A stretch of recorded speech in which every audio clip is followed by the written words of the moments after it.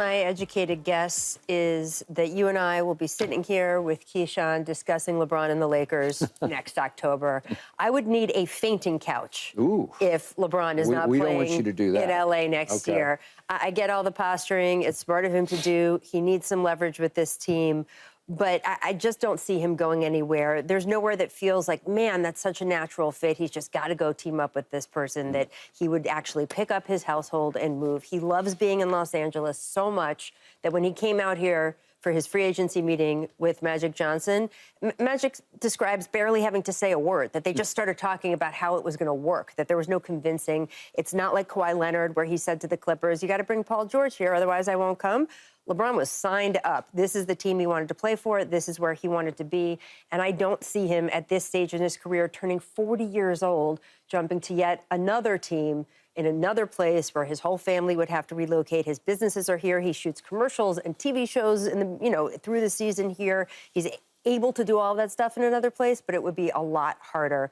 I think he stays here. I think he wants the money that he can get here in L.A. I think he likes the leverage that he has. And I expect him, though, to make the Lakers wait and to make it a little bit uncomfortable, because they have not listened to him and Clutch Sports the way they used to. And I don't know if it was at the beginning stages. Right. I don't know if it's that the Russell Westbrook trade that he was, definitely supportive of went so poorly. But there have been many times over this last year and a half where you've seen them like, it's not exactly what we think. LeBron is putting pressure on them. Obviously, most notably during this trade deadline this year with the hourglass and the Liberty tweet and the Knicks towel and the whole thing. It did nothing. That there was nothing that came of that. And I think that he will use this leverage this time where something can come of it in a different way. And we will see a gap between free agency when it starts and when he actually signs, which he's done before, by the way. You know, it's so interesting, Rachel, because this conversation amongst friends have been going on for, probably a month or so about what LeBron, this or that and other, blah, blah, blah. What I would say is... Wait, conversation among... Friends, people. Your friends or friends. his friends? No, my friends. Okay, I got friends in conversation of what is going to happen with LeBron. It's been a big topic. I've come to the conclusion, without knowing factually, with any at all, that if LeBron James is not wearing a Laker uniform next year, it will be because of the Lakers, not because of LeBron. Yeah. It will be because the Lakers will say, you know what, we want to do something different in life. It won't be because of LeBron. And what are the odds they do say that? So low. It's probably low. So very low. It's low. But I can tell you feel like there's some chance. No, I'm going to get there. I don't believe, much like Rachel said, that relationship of Clutch is still there. We still partners, but it's the same. The partnership and the percentage isn't the same as it was when we wanted to bring you here. You're here now. And I feel like LeBron has gone through so much in his career. He knows that feeling of leaving Cleveland and going to Miami. And then he knows that feeling. He knows how he was treated in Cleveland. That's his town. That's his city. He doesn't know what it feels like when you say bye-bye to the Lakers. So Rachel mentioned he likes living here. You try leaving Los Angeles and the Lakers and see how much you like living here then. Right. No, I'm just being honest with you. Right. And I'm not talking about violence or nothing silly like that. I'm just talking about how you will be treated if you decide to leave, opposed to them saying, you know what, we want to do something different. We love you. You're a guy. Let's do a deal where you could go somewhere, you could trade. But if he decided he just gonna back out on them and leave because they won't do what he says after the reports are they were doing it and it didn't work out with Westbrook, he will be alienated in a city, in my opinion, this is only my opinion, alienated in a city that basically adopted you, love you, brought you in, gonna put you in the Raptors one day, possibly. Maybe if you win another title, you get a statue on the backside of Staples Center, not on the front. You know, all of those sort of things. And in the business world that you're in, you're doing entertainment, you're doing all that, but you also doing Laker business because Laker business is tied to those sort of things. And not that people would blackball you, but it'd just be one of those frowns upon, you know? That's why I don't think he would even do such a thing. You've got, what do they call it? You got a great presence here. There is equity in Los Angeles for you. Don't surrender that by trying to make a bad decision based on them not listening to you and putting the team together. You can't do that. Okay, as a lifelong LA born and raised Laker fan, do you believe Laker Nation has completely embraced LeBron James as it did Kobe and Magic? No, because he's not our own. Yeah. Okay. And LeBron is a friend of mine. I didn't want LeBron. Stay your ass in Cleveland. But when he came, I was like, oh, it's my guy. He's here. But I didn't want him because of the fear and the threat of Kobe, right? So it was kind of like, and then once Kobe signed off on it, it was okay. Yeah. I'm signing off on it. That's the way the business works in Los Angeles. He will be embraced, though, if he brings another championship to Los Angeles in the next 3 years. He will certainly be embraced like the others. So do you still see that previous championship as a bubble championship, as a Mickey Mouse type No, I've championship? never seen it that way. Championship is championship. Okay. Because we don't say that about Tom Brady. In their championship in Tampa, we don't say that about the Dodgers in their championship. Whoever won championships. I know, but Brady didn't have to live in a bubble for how long was it you were there? It was the same thing, No, and it's the same thing. Nobody's in the stands skipping. Come on, stop. I mean, yes, I was there the entire summer, and I can tell you it is only more difficult. That championship was only more hard fought. Because you're To me, isolated it from the was world. A bigger deal. But the difference is it can be not only just as real, but maybe even more real than some of his other titles. And still, the people of LA didn't get to experience it. Yes. They weren't courtside. They didn't have those great moments where they're like buzzing around in the square outside of the arena and doing all the stuff. And then, you know, the Lakers win a title. And you know what it's like here when the Lakers win. People pour out into the streets, even if they're nowhere near downtown. And they're screaming and they're honking. They didn't get to do any of that stuff. So I think that championship, to your point, didn't resonate with Lakers fans, not because it wasn't real in some way, but just because they didn't get to You wasn't a be part there of for it. it. You were there, you watched it on TV. And there's no communal... Fake fans, come on, man. And there's no communal experience. Like, you're not going over to your friend's house and having 50 people crowded in the living room watching the game. There was no because you dancing couldn't do Barry any in of the that. aisles. Let's put it that way. Yeah. No, there was not. There were just several teams, good teams, that finally didn't want to be there anymore, starting with the Clippers. So They didn't want to be there. toughness- That's what they tell you. Also, toughness Well, I matters. mean, I saw it. No, they'll tell you they didn't want to be there. Come on, man. Hey. When you get on the court and you play, or you get on the field and you play, no matter what the environment is, you play. You just play. Hey, Paul George lost it, man. He just wanted out. But don't we see teams throughout a Well, that's playoff on them. series in the regular world who eventually are Sometimes. just like, yeah, they don't want to be there? Yeah. Mental toughness and hanging in, it's part of it. It's part of what goes into winning a Eating title. TV dinners. Part of it. Yeah. At least that's what they complained about. They did. All right, I'm completely with Rachel. I said everything that you said, not as well as you said it, but I said it yesterday because LeBron James is still the face of this league, not just of this franchise, but of this league. He is still the biggest box office draw in this league. He is the all-time leading scorer of this league. He is over 40,000 points, and it just has cachet. It has TV cachet for Jeannie Buss and company that they're not going to dismiss and walk away from and say, well, we can do better. We have a better chance of winning a championship if we just tell LeBron to go about his merry way and we're going to start over. No, you're not going. She's not going to do it. She's too smart to do that. And plus, it's not like they got embarrassed by the Denver Nuggets. They didn't. And I still say, and you can laugh at me all you want, if you had Jarrett Vanderbilt healthy, and if you had Gabe Vincent from day one healthy to get him up and running in that rotation, and if you'd had Cam Reddish the whole year healthy, I liked their roster.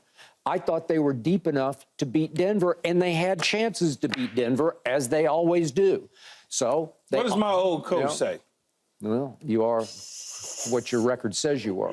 Okay, so they underachieved during the regular season, no doubt about what they go 47-35, and they finished, what was it, 8th. You right? know what else he would say? You know those other teams you playing against, they got players missing too. Yeah. That's the reality of it. Minnesota, you mentioned them, Cat was missing. I mean, but they didn't wind up in the play-in. No, they did not. I don't disagree. And this team has some issues, especially when they meet the team that you love from the start. But they're still really good. And Anthony Davis, as much as he drives you crazy and he banged shoulders the other night, and I still don't get it. I just don't get it. But whatever happened, you bang shoulders and it looks like you got shot. And you go down and it's hard on the psyche of your team because you're all going, oh, my God, are we doing it again? Go ahead. I was going to say, they're still very good, but they're not good enough. Yeah. And that's why I see a little mini drama playing out this summer. I'm going to throw you some dates here, right?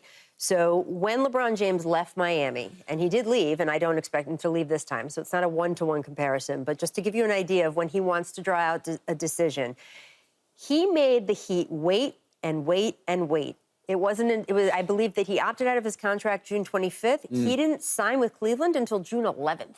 I mean, July 11th. Right? So that is a long time to make Miami sit there. I expect him to make the Lakers sit here this time. And another ingredient of that is Team USA training camp starts July 6th.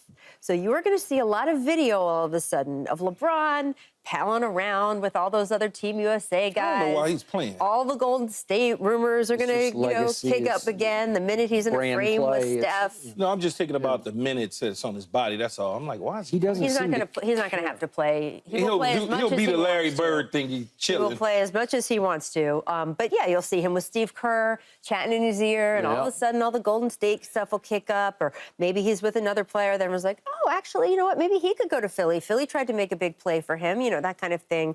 And that will also spur the Lakers. And it's not about the money because they are ready to hand him the money. The report has already come out. They're prepared to give him a 3-year deal. 164. Right, for an incredible amount of money for a guy who's going to turn 40 years old in December. They're willing to do that. They've leaked that they're willing to draft Bronny. They're willing to do anything they want. And we've seen that with Jeannie Buss, to your point, with Kobe Bryant. Even after the Achilles, she was like, he deserves what he has done for this franchise. And we see her do it with LeBron. And it affects other guys in the league when they think about coming to the Lakers. They're like, oh, that's the kind of franchise they are. So all of those things, the Lakers are already saying that they will do. It is the roster construction. Okay. And because they are not quite good enough, okay, so what's your gut feeling on what he wants? What else would he want? What's the magic move that makes them better than Denver or Minnesota or whoever? Well, in an ideal world where no one else gets to have a say in the decision, Donovan Mitchell would be great. I was literally about to say Donovan Mitchell probably. However, do you see the Cleveland Cavaliers handing the guy they thought was going to be their franchise player over to LeBron James so he can win another title? I do not see that happening. Well, I don't know the relationship with LeBron in Cleveland management other than it was bad in the past, so I don't know. But in the end, it's not that they're going to give him their best player. Or are you giving me Donovan Mitchell for 3 1s and D. Russ and Rui and Austin Reeves and whoever else? Well, like if I'm getting a haul for him. Yeah, but you can get that haul from other teams. So, look, first of all, but if Donovan Mitchell doesn't want to go to those other teams, still plays for the Cleveland Cavaliers. He has not asked for a trade.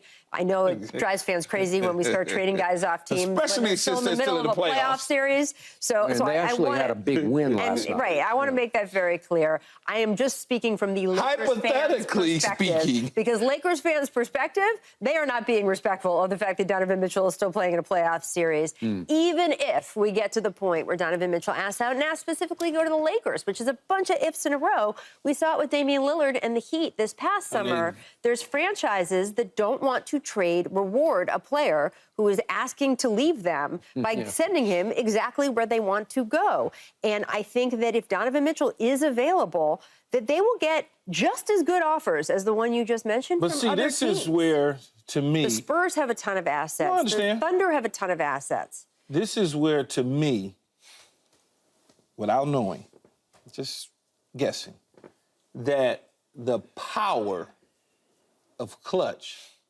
plays a part. Sure. This is where that plays a part. Yeah. When you start talking about, we also represent Darius Garland. We also represent Trae Young. We also represent Trae Young. Like so when you talking to Cleveland about moving Donovan Mitchell in LeBron, I don't know this for a fact, that LeBron is involved in facilitating that because that's maybe a player that he feels he can win a championship with. And Cleveland says, no, we're not moving him. You got to do long-term business with them. You got to do long-term business. I watched it happen in New Orleans originally with Anthony Davis. You did. The general manager said, I'm not going to do it. Get out. Oh, you're not? Oh, okay. And the next day, he's looking for a job now. He in the unemployment line. Because when you, in basketball, it's totally different than any other sport. Yep. They work together, players and agents and organizations, they work together. But this it's just the reality of it. This would come from ownership. Well, There's but still no love of course. lost between the Gilbert family and LeBron understand. James. They sort of papered it over to win a title together. But this would not be like in New Orleans, where management took the hard line and made the decision, and the owner came in later and said, just do the deal and put a new person in place to do that.